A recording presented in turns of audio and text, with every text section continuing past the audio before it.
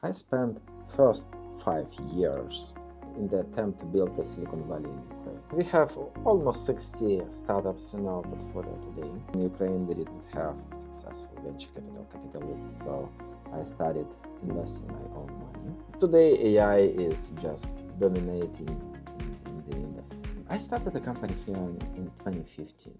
Hello, welcome to the Network Silicon Valley Club, and today we have our guest, Alexander Soroka, who is a founder and a managing partner at Network VC. Alexander, could you tell us a bit about Network VC?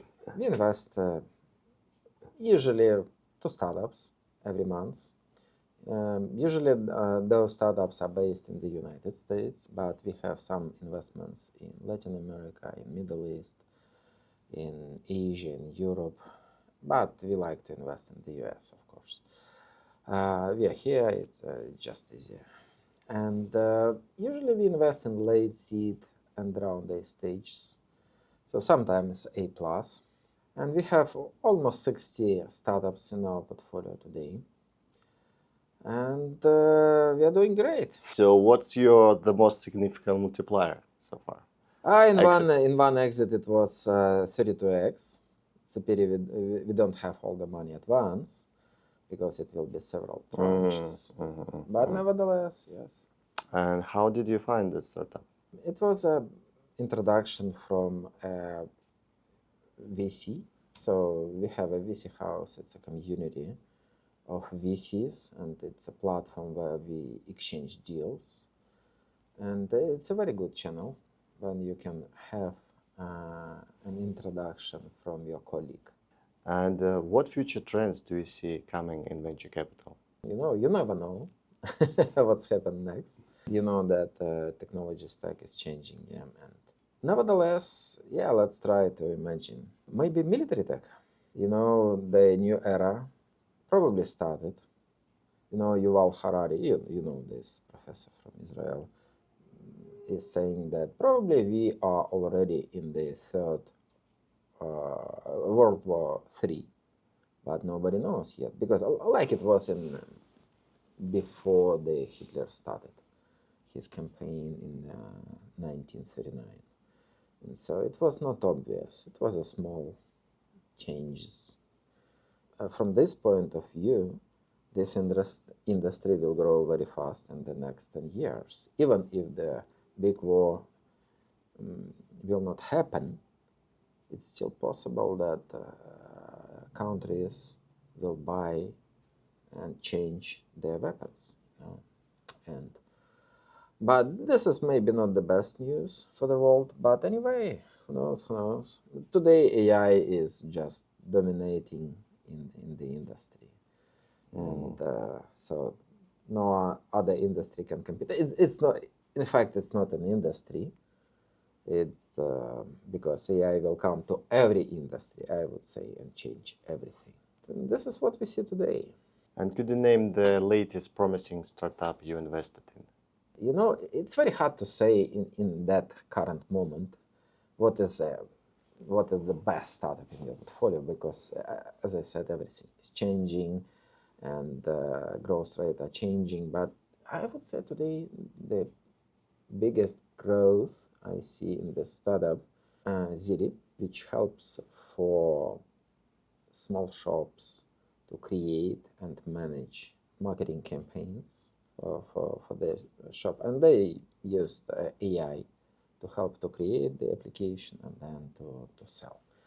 And it was not obvious in the first year, and we did not invest it, and we were waiting for 1 year. But first year they just, I would say, since we met them, and 1 year later, they grew up. The revenue grew up 10 times. Valuation as well?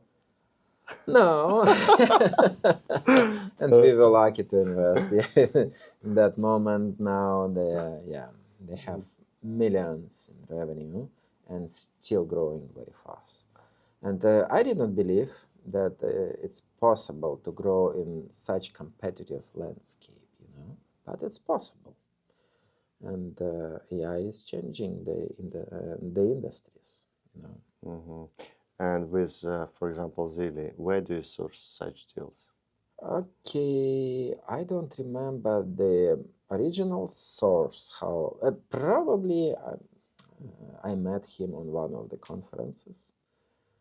But after that, I already knew him. Yeah, and then I just updated what's going on in 1 year later.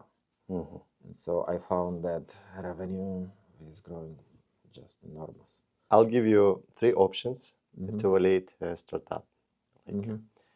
team, traction, technology. Which one do you pick? I believe it's really different for different stages. So if we are talking as an example about a late seed or round A, we prefer to check the traction because traction can say you that product is ready and the startup found a product market fit, clients are ready to pay money, and the startup found a way how to grow because it's a very important question as well. So I like the traction much more than any other criteria on this stage. Yeah, but if you go to pre-seed or early seed stage, you don't have traction. So what you are going to analyze?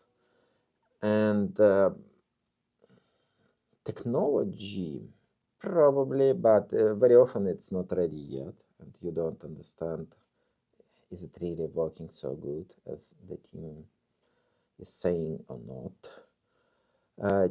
Team, yeah, usually you can check the team credentials. So universities, working experience, but I would not say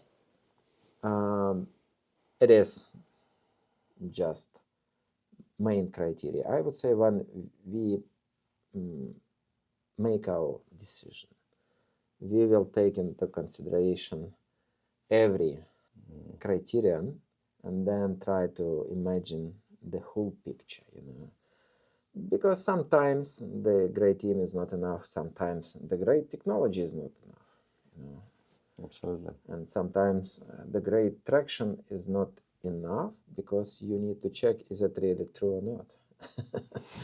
And sometimes you can just find that it's not. So, yeah, I would say you need to have the whole picture.